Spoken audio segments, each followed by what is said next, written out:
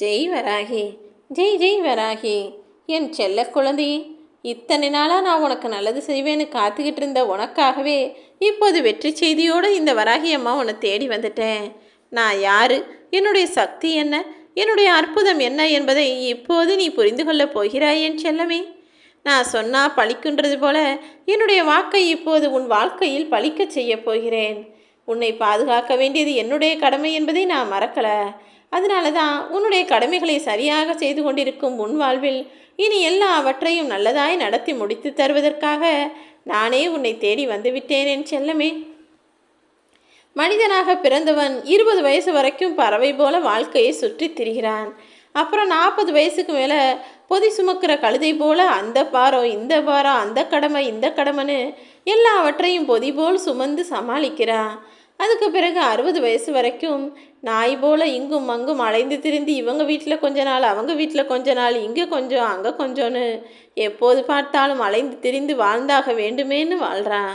80 வயசுக்கு மேலே நத்தை எப்படி தன் வாழ்க்கையை கூட்டுக்குள் அமைத்து கொள்ளுமோ அதுபோல் தான் இருக்கும் வீட்டிற்குள்ளேயே உள்ளேயே உழவிக்கிட்டும் உள்ளேயே எல்லா விஷயங்களையும் செஞ்சுக்கிட்டும் மிகவும் கஷ்டப்பட்டு வாழ்ந்து முடிகிறான்.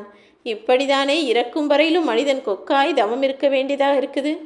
எல்லா மனிதர்களுடைய வாழ்க்கையிலும் இப்படி தான் பல விஷயங்கள் நடந்துக்கிட்டு இருக்கு. அப்படி இருக்கும்போது நீ இப்போது வாழ்ந்து கொண்டிருக்கும் இந்த வாழ்க்கையும் இப்படியே வாழ்ந்து வீணாக்கிடாதே என் செல்லமே. உனக்கான இந்த வயசுங்கிறது ஜெயிக்க வேண்டிய வயசு. நீ சந்தோஷமாக உன் வாழ்க்கையை உன் குடும்பத்தோடு ரசித்து அனுபவித்து வாழ வேண்டிய வயசு. நீ எங்கிருந்தாலும் இந்த வராகி அம்மா நானும் உன் கூட துணையாக தானே இருக்கேன். நீ என்னை எங்கும் வெளியில் தேட வேண்டாம். எல்லா நேரத்திலும் ஏதாவது ஒரு ரூபத்தில் நான் உனக்கு பின்னாலேயே உன் கூடவே தான் இருக்கேன். ஏதாவது ஒரு வடிவில் வந்து உனக்கு ஆறுதல் தருவதும் நான் தான் என் செல்லமே. நீ என்ன நல்லது செஞ்சாலும் கெட்டது செஞ்சாலும் நாம் செய்கிறது சரிதானான்னு ஒரு முறைக்கு பலமுறை யோசிச்சுட்டு செய்யே. உனக்கு தண்டனையையும் நிம்மதியையும் கொடுக்கக்கூடியவள் இந்த வராகி அம்மா நான் தானே. நீ நல்லது செஞ்சால் நிம்மதியாக இருக்கலாம். தவறும் கெட்டதும் செய்தால் தண்டனை தானே கிடைக்கும்.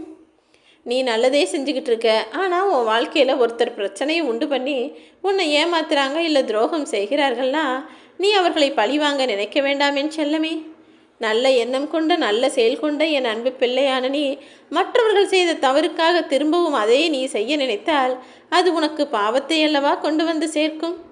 அதனால உனக்கு கெட்டது செஞ்சவங்களை பழிவாங்கும் பொறுப்பை என்கிட்ட ஒப்படைச்சிடு. காலம் போல் மிக கொடூரமாய் பழிவாங்க இந்த உலகத்தில் யாராலும் முடியாது என் செல்லமே. உன்னை நிராகரிக்கும் மனிதர்களை பார்த்து நீ சோர்ந்து போக வேண்டாம். முயற்சி செய். முயற்சி செய்து கொண்டே இருந்தால் உன்னை யாராலும் நிராகரிக்கவே முடியாத அளவுக்கு முன்னேற்றத்தை நான் கொடுப்பேன். யாராலுமே உன்னை தோற்கடிக்கவும் முடியாது என் செல்லமே. நீ இன்னைக்கு மற்றவங்களுக்கு செய்கிறது வேறொருவர் மூலமாக உனக்கு வந்து சேரும். அது நீ உதவியாக இருந்தாலும் சரி அல்லது நீ செய்யக்கூடிய துரோகமாக இருந்தாலும் சரி, நீ செய்வது தான் உனக்கு மீண்டும் திரும்ப கிடைக்கும். நீ செய்த நன்மைகளையும் தீமைகளையும் நான் குறித்து வச்சுக்கிட்டே தானே இருக்கேன். நேரம் வரும்போது அதை நிச்சயம் உனக்கு திரும்ப கிடைப்பேன்னு புரிஞ்சு எப்போதும் நன்மை செய்யக்கூடிய ஆளாக நீரு. நீ செய்கிற செயல்கள் எல்லாம் ஒவ்வொன்றும் நிழல் போல உன்னை பின்தொடர்ந்து வந்துக்கிட்டே தான் இருக்குது.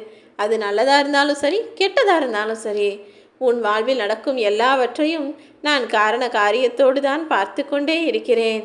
உன் வாழ்வில் நடக்கும் எதுவுமே தற்செயலாக நடப்பது கிடையாது என் செல்லமே. உன் செயல்களின் மூலமாக தான் நீ உனக்கான சொந்த விதியை உருவாக்குகிறாய். நீ இன்று நல்லது செய்தால் நாளை உனது எதிர்காலம் நன்மை மிக்கதாக இருக்கும். இன்னைக்கு நீ கெட்டது செஞ்சினா உனது வருங்கால எதிர்காலமும் கொடுமையானதாக இருக்கும். உன் வாழ்க்கையில் ஒவ்வொரு கணமும் உன்னை சுற்றி நடக்கும் எல்லா விஷயமும் கர்மாக்களின் விளைவுகள்தான். தவறை செய்பவர்கள் மட்டுமல்ல, அந்த தவறை தட்டி கொடுப்பவரும் அதை கண்டும் காணாமல் போவரும் கூடவே தண்டனைக்கு உரியவர்தானே. பணத்தை வச்சு எந்த ஒரு உறவையும் மனிதரையும் தாழ்வாக நினைக்காதே. வாழ்க்கைங்கிறது நிரந்தரம் இல்லாதது. நொடியில் எப்போது வேண்டுமானாலும் மாறிவிடுமேன்னு செல்லமே. இழந்ததையே நினச்சி வருத்தப்பட்டுக்கிட்டு இருந்தீன்னா அது உன்னை விட்டு சீக்கிரமாக போகிறது மட்டுமில்லாமல் இருப்பதும் சேர்த்து விலகி போகும். இறை நம்பிக்கை நீ என்மேல் வைத்திருக்கும் போது நீ இழந்ததையும் உன்னிடம் இல்லாததையும் எப்படியாவது மீண்டும் உன்னிடம் கொண்டு வந்து சேர்த்தே தீருவேன். நீ யாரையும் திட்டவோ சாபமிடவோ வேண்டாம். யாருக்கும் கெடுதல் நினைக்கவும் வேண்டாம். நீ இன்று என்ன செய்கிறாயோ அதுதான் நாளை உன்னை வந்து சேரும். நீ மனம் வருந்தினாலே அது உனக்கு பாதிப்பை தந்தவர்களுக்கான தண்டனையை கொடுத்து விடுமேன் செல்லமே. எப்போதும் எல்லாருக்கும் நல்லதை செய். ஏமாற்றமடைந்த உன் வாழ்வில் உனக்கு நல்ல மாற்றத்தை நான் கொடுப்பேன். முயற்சி செய்தவர்களுக்கு நல்ல முடிவையும் நம்பிக்கை கொண்டவர்களுக்கு நல்வழியையும் நிச்சயமாக நான் கொடுத்தே தீருவேன். உன்னுடைய நிலைமை என்னங்கிறத முதல்ல நீ தெரிஞ்சுக்கோ. அப்போதுதானே அதன் மூலமாக நீ உன்னை திருத்திக் கொள்ளவும் மற்றவர்களின் செயல்களால் ஏற்படும் அவமானங்களை தடுத்து கொள்ளவும் முடியும். என்ன நடந்தாலும் சரியாகும் என காத்திருக்க கற்றுக்கொள். எல்லாவற்றிற்கும் உரிய நேரம் இருக்கிறதல்லவா? அந்த சமயத்தில் நான் அனைத்தையும் சரி செய்வேன். நீ அவசரப்பட்டினா நிம்மதிதான் தொலையுமே தவிர நன்மை எதுவும் நடக்கப் போவதில்லை. இந்த வராகி அம்மா நான் உனக்கான நல்லதை நடத்தி கொடுப்பேன் என முழுவதுமாக நம்பு. இனி ஒரு தவறு உன் வாழ்வில் நடக்க நான் அனுமதிக்க மாட்டேன் என் செல்லமே.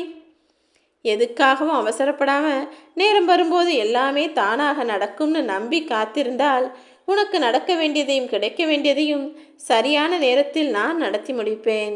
நேற்று நடந்து முடிஞ்ச விஷயத்தை உன்னால் மாற்ற முடியாது. நாளைக்கு நடக்க போகிறதையும் உன்னால் தடுக்க முடியாது.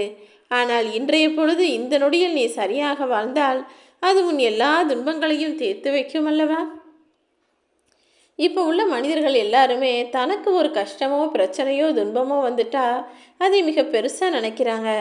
ஆனால் மற்றவர்கள் வாழ்க்கையில் ஏதாவது கஷ்டமோ பிரச்சனையோ வந்தால் அதை மிகவும் வேடிக்கையாகவும் பொழுதுபோக்காகவும் தானே பேசுகிறாங்க. அப்படி உன்னை சுற்றி இருக்கும் மனிதர்கள் யாராவது கஷ்டத்தோடு வருத்தத்தோடு வந்து தன்னுடைய வீட்டில் நடந்த விஷயத்தை சொல்லும்போது நீயும் அதனை பொழுதுபோக்காக எடுத்து கொள்ளாதே என் செல்லமே. உன்னுடைய அன்பு எந்த இடத்துல நிராகரிக்கப்பட்டாலும் யார் நிராகரித்தாலும் அங்கு இழப்பு அவருக்கு தானே தவிர உனக்கு இல்லை என்பதை புரிந்து கொள். பிறருக்கு கொடுப்பதற்கு எதுவுமே இல்லை என நீ நினைத்தாலும் கனிவான வார்த்தைகளை முறையாக பேசினால் போதும். எதுக்காகவும் நீ அவசரப்பட வேண்டாம் என் செல்லமே. நேரம் வரும்போது தானாகவே அது நடந்தேறும். மன அமைதிக்கு இரண்டே வழிகள் தான் இருக்குது. ஒன்று விட்டு கொடுத்து போகணும், இல்லைன்னா அப்படியே விட்டுட்டு போயிடணும். அதை விட்டுட்டு கூடவே இருந்து சண்டை போட்டு பிரச்சனை பண்ணி நிம்மதி இல்லாமல் வாழக்கூடாது என் செல்லமே. நீ எப்போதும் யார் மேலேயும் அதிக உரிமை எடுத்துக்க வேணாம். அப்படி நீ உரிமை எடுத்து பேசினா எல்லாரும் உன்னை வெறுப்பாக தான் பார்ப்பாங்க. யாராக இருந்தாலும் அவர்கள் வாழ்க்கையை அவர்கள் போக்கில் விட்டுவிட்டு அளவோடு பேசு, அன்போடு பண்பு செலுத்து. ஒருத்தர் உன்னை பற்றி குறை சொல்கிறாங்கன்னா அதை ஏற்றுக்கொள் என் செல்லமே. ஆனால் சும்மா குறைய மட்டும்தான் சொல்லிகிட்டு இருக்காங்கன்னா அதை ஏற்றுக்க வேண்டாம். கடந்து போனதை நினச்சி கலங்காதே. கடந்து போனது எல்லாமே உனக்கு ஏதாவது ஒன்றை கற்றுக் கொடுத்து விட்டு தானே போயிருக்கிறது. உன் வாழ்வில் இருக்கக்கூடிய தனிமையை கண்டும் கலங்காதே. மனிதர்கள் கூட்டமாக இருக்கிறத விட தனிமையில் இருக்கும்போது தான் பல விஷயங்களை புரிஞ்சு கொள்ள முடியும்.